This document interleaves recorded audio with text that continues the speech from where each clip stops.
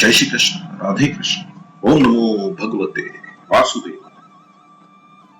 पृथ्वी, जल, तेज, वायु और आकाश, इन पंच महाभूतों से बनी प्रतिक्षण परिवर्तनशील और नाशवान सृष्टि को अधिभूत कहते हैं। यहाँ अधिदेव पद आदि पुरुष हिरण्यगर्भ ब्रह्मा का वाचक है। महासर्ग के आदि में भगवान के संकल्प से सबसे पहले ब्रह्मा जी ही प्रकट होते हैं और फिर वे ही सर्ग के आदि में सब सृष्टि की रचना करते हैं। हे देहधारियों में श्रेष्ठ अर्जुन, इस देह में आदि यज्ञ में ही हूं, अर्थात इस मनुष्य शरीर में अंतर्यामी रूप से मैं ही हूं। यहाँ इस मनुष्य शरीर में कहने का तात्पर्य है कि इसमें भगवान की प्रेरणा को समझने की, स्वीकार करने की और उसके अनुसार आचरण करके तत्व को प्राप्त करने की सामर्थ्य है। अन्य शरीरों में अंतर्यामी रूप से परमात्मा के रहते हुए भी उन प्राणियों में उस तत्व की तरफ दृष्टि डालने की सामर्थ्य नहीं है और मनुष्य शरीर में जो विवेक प्राप्त है वो विवेक उन शरीरों में जागृत नहीं है। अतः मनुष्य को चाहिए कि वह इस शरीर के रहते रहते उस तत्व को प्राप्त कर ले, इस दुर्लभ अवसर को व्यर्थ न जाने। भगवान ने गीता में आदि में अपने को अंतर्यामी रूप से सबके हृदय में विराजमान बताया है। अहमेव अन्न देह कहने का तात्पर्य है कि दूसरी योनियों में तो पूर्वकृत कर्मों का भोग होता है, नए कर्म नहीं बनते, पर इस मनुष्य शरीर में नए कर्म भी बनते हैं।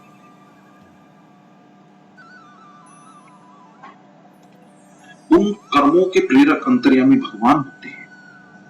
कर्मों की प्रेरणा भगवान मनुष्य के स्वभाव के अनुसार करते हैं। यदि स्वभाव में राग और द्वेष है तो उस राग और द्वेष के वशीभूत होना अथवा न होना मनुष्य के हाथ में है।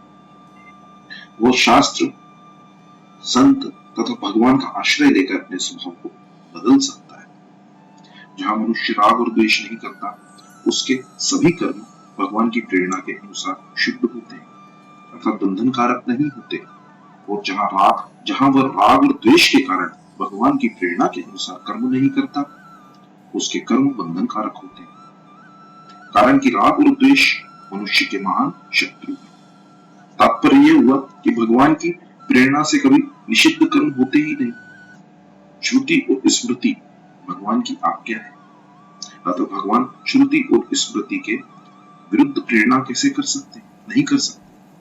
निषिद्ध कर्म तो मनुष्य कामना के वशीभूत होकर ही करता है। अगर मनुष्य कामना के वशीभूत न हो तो उसके द्वारा स्वाभाविक ही विहित कर्म होते हैं, जिनको 18वें अध्याय में सहज स्वभावनियत कर्म नाम से कहा गया है। यहाँ अर्जुन के लिए तात्पर्य है कि देहदारियों में वही मनुष्य श्रेष्ठ है जो इस देह में परमात्मा है ऐसा जान लेता है। ऐसा ज्ञान न हो तो भी ऐसा मान ले कि स्थूल, सूक्ष्म और कारण शरीर के कण कण में परमात्मा है और उसका अनुभव करना ही मनुष्य जन्म का खास ध्येय है। इस ध्येय की सिद्धि के लिए परमात्मा की आज्ञा के अनुसार ही कार्य करना है, काम करना है। तीसरे और चौथे श्लोक में जो ब्रह्म, आध्यात्म, कर्म, अधिभूत, अधिदेव और अधियज्ञ का वर्णन हुआ है, उसे समझाने मात्र के लिए जल का एक दृष्टांत दिया जाता है। जैसे जब आकाश स्वच्छ होता है तब हमारे उस सूर्य के मध्य में कोई पदार्थ दिखने पर भी वास्तव में वहां परमाणु रूप से जल तत्व रहता है। वही जल तत्व भाप बनता है और भाप के घनीभूत होने पर बादल बनता है। बादल में जो जल कण रहते हैं उनके मिलने से बूंदे बन जाती है। उन बूंदों में जब ठंडक के संयोग से घनता आ जाती है तब वही बूंदे गोले बर्फ बन जाती है।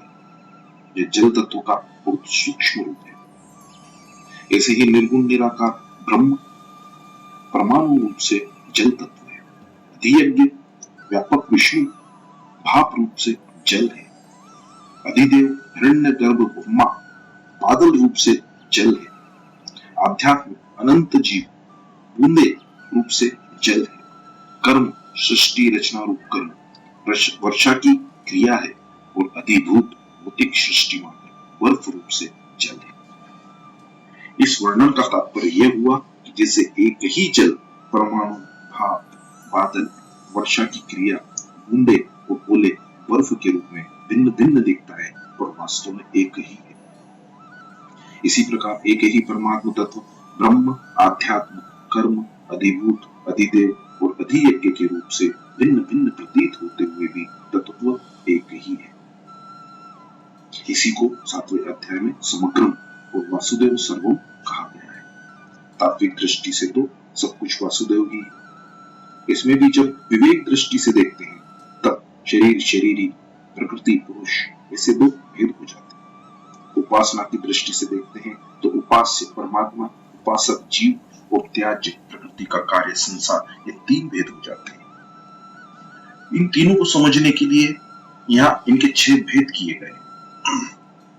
परमात्मा के 2 भेद, ब्रह्म निर्गुण और अधियज्ञ सगुण। जीव के 2 भेद, अध्यात्म सामान्य जीव जो कि बद्ध है और अधिदेव कारक पुरुष जो कि संसार के 2 भेद, कर्म जो कि परिवर्तन का पुंज है और अधिभूत जो कि पदार्थ है। सब संसार में परमात्मा व्याप्त है। संसार परमात्मा में है, सब संसार परमात्मा में है, सब कुछ परमात्मा ही है, वासुदेव सर्वम। सब संसार परमात्मा का है। इस प्रकार गीता में भगवान के तरह तरह के वचन आते हैं। इन सब का सामंजस्य कैसे हो, सबकी संगति कैसे बैठे, इस पर विचार किया जाता है। संसार में परमात्मा प्राप्ति के लिए, अपने कल्याण के लिए साधना करने वाले जितने भी साधक हैं, सदा रहने वाली शांति और अनंत सुख मिले, जिसमें अशांति और दुख का लेश भी न हो, ऐसा विचार करने वाले साधक होते हैं। परंतु जो संसार में ही रहना चाहते हैं, संसार से ही सुख लेना चाहते हैं, सांसारिक संग्रह और भोगों में ही लगे रहना चाहते हैं, वो संसार के सुख और दुख को भोगते रहते हैं, वे साधक नहीं होते, प्रत्युत संसारी होते हैं। वे जन्म मरण के चक्कर में पड़े रहते हैं। जितने भी साधक हैं वे सभी संसार से छूटना चाहते हैं और परमात्मा को प्राप्त करना चाहते हैं। कारण कि संसार के साथ संबंध रखने से सदा रहने वाली शांति और सुख नहीं मिल सकता, प्रत्युत सदा अशांति और दुख ही मिलता रहता है। ऐसा मनुष्य का प्रत्यक्ष अनुभव है। परमात्मा अनंत आनंद के स्वरूप है, वहां दुख का लेश भी नहीं है, ऐसा शास्त्रों का कथन है और संतों का अनुभव है। और विचार यह करना है कि साधक को संसार तो प्रत्यक्ष रूप में दिखता है और परमात्मा को वो केवल मानता है, क्योंकि परमात्मा प्रत्यक्ष दिखते नहीं। शास्त्र और संत कहते हैं कि संसार में परमात्मा है और परमात्मा में संसार है। इसको मानकर साधक साधन करता है। उस साधना में जब तक संसार की मुख्यता रहती है तब तक परमात्मा की मान्यता कौन रहती है। साधन करते करते जो जो परमात्मा की धारणा मान्यता मुख्य होती चली जाती है, त्यों त्यों संसार की मान्यता कौन होती चली जाती है। परमात्मा की धारणा सर्वथा मुख्य होने पर साधक को यह स्पष्ट दिखने लग जाता है कि संसार पहले नहीं था और फिर बाद में भी नहीं रहेगा, तथा वर्तमान में जो है रूप से दिखता है वो भी प्रतिक्षण अभाव में जा रहा है। जब संसार नहीं था तब भी परमात्मा थे, जब संसार नहीं रहेगा तब भी परमात्मा रहेंगे। वो वर्तमान में भी संसार के प्रतिक्षण अभाव में जाते हुए भी परमात्मा जो के त्यों विद्यमान है। तात्पर्य है कि संसार का सदा अभाव है और परमात्मा का सदा भाव है। इस तरह जब संसार की स्वतंत्र सत्ता का सर्वथा अभाव हो जाता है तब सत्य स्वरूप से सब कुछ परमात्मा ही है, ऐसा वास्तविक अनुभव हो जाता है, जिसके होने से साधक सिद्ध कहा जाता है। कारण कि संसार में परमात्मा है और परमात्मा में संसार है, इसी मान्यता संसार की सत्ता मानने से ही होती थी। और संसार की सत्ता साधक के राग के कारण ही दिखती थी। तत्व सब कुछ परमात्मा ही है, सत्य और असत सब कुछ परमात्मा ही है। परमात्मा न तो सत कहे जा सकते हैं और न ही असत कहे जा सकते हैं। परमात्मा सत भी है असत भी है और सत असत दोनों से परे भी है। इस प्रकार गीता में भिन्न भिन्न वचन आते हैं तथा उनकी संगति के विषय में विचार किया जाता है। परमात्म तत्व अत्यंत अलौकिक और विलक्षण है। उस तत्व का वर्णन कोई भी कर नहीं सकता। उस तत्व को इंद्रियां, मन और बुद्धि नहीं पकड़ सकते, अर्थात वह तत्व इंद्रियां, मन और बुद्धि की परिधि में नहीं आता। हाँ, इंद्रियां, मन और बुद्धि उसमें विलीन हो सकते। साधक उस तत्व में स्वयं लीन हो सकता है, उसको प्राप्त भी कर सकता है, पर उस तत्व को अपने कब्जे में, अपने अधिकार में, अपनी सीमा में नहीं ले जा सकता। परमात्म तत्व की प्राप्ति चाहने वाले साधक दो तरह के होते हैं, एक विवेक प्रधान और एक श्रद्धा प्रधान, अर्थात एक मस्तिष्क प्रधान होता है और एक हृदय प्रधान होता है। विवेक प्रधान साधक के भीतर विवेक की अर्थात जानने की मुख्यता रहती है, श्रद्धा प्रधान साधक के भीतर मानने की मुख्यता रहती है। इसका तात्पर्य यह नहीं है कि विवेक प्रधान साधक में श्रद्धा नहीं रहती और श्रद्धा प्रधान साधक में विवेक नहीं रहता, प्रत्युत यह तात्पर्य है कि विवेक प्रधान साधक में विवेक की मुख्यता और साथ में श्रद्धा रहती है तथा श्रद्धा प्रधान साधक में श्रद्धा की मुख्यता और साथ में विवेक रहता है। दूसरे शब्दों में जानने वालों में मानना भी रहता है और मानने वालों में जानना भी रहता है। जानने वाले जानकर मान लेते हैं और मानने वाले मानकर जान लेते हैं। अगर किसी भी तरह से साधक में किंचित मात्र भी कमी नहीं रहती। साधक चाहे विवेक प्रधान हो, चाहे श्रद्धा प्रधान हो, पर साधन में उसकी अपनी रुचि, श्रद्धा, विश्वास और योग्यता की प्रधानता रहती है।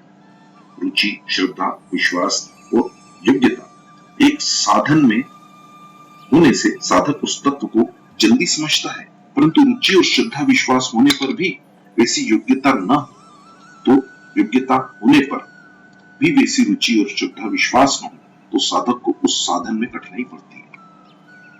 रुचि होने से मन स्वाभाविक लग जाता है, श्रद्धा विश्वास होने से बुद्धि स्वाभाविक लग जाती है और योग्यता होने से बात ठीक समझ में आ जाती है। विवेक प्रधान साधक निर्गुण निराकार को पसंद करता है, अर्थात उसकी रुचि निर्गुण निराकार में होती है।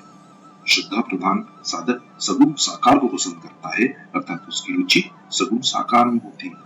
जो निर्गुण निराकार को पसंद करता है वो यह कहता है कि परमात्म तत्व न सत कहा जा सकता है न असत कहा जा सकता है। जो सगुण साकार को पसंद करता है वह कहता है कि परमात्मा सत भी है, असत भी है, वो सत असत से परे भी है।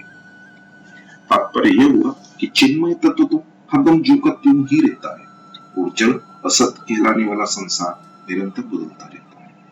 जब यह चेतन जीव बदलते हुए संसार को महत्व देता है, उसके साथ संबंध जोड़ लेता है, तब यह जन्म मरण के चक्कर में घूमता रहता है। परंतु जब यह जड़ता से सर्वथा संबंध विच्छेद कर लेता है तो इसको स्वतः सिद्ध चिन्मय तत्व का अनुभव हो जाता है।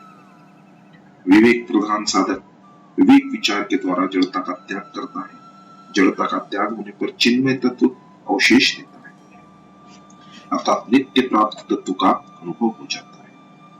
श्रद्धा प्रधान साधक केवल भगवान के ही सम्मुख हो जाता है, जिससे वह जड़ता से विमुख होकर भगवान को प्रेम पूर्वक प्राप्त कर लेता है।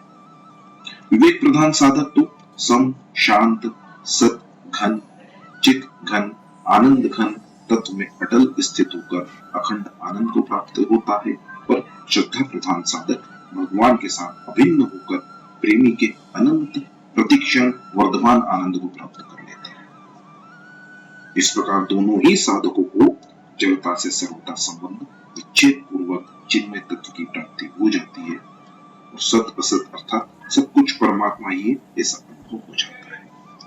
परिशिष्ट भाव यह है कि परिवर्तनशील एवं नाशवान क्रिया और पदार्थ मात्र क्षर भाव है, जो भगवान की अपरा प्रकृति है। ज्ञान में ब्रह्म के साथ एकता होती है और प्रेम में अंतर्यामी भगवान के साथ अभिन्नता होती है। भगवान ने यहाँ अंतर्यामी अधियज्ञ को अपना स्वरूप बताया, अतः ब्रह्म तो विशेषण है और अंतर्यामी विशेष है। तात्पर्य है कि जिसको गीता ने समग्र कहा है वो सबका रचयिता है और नियंता अंतर्यामी है। इस अंतर्यामी को 14वें अध्याय के 3-4 श्लोक में अहम शब्द से कहा है। गीता में ब्रह्म के लिए कहा है और समग्र भगवान के लिए कार्य। जय श्री कृष्ण, राधे कृष्ण। ओम नमो भगवते वासुदेवाय।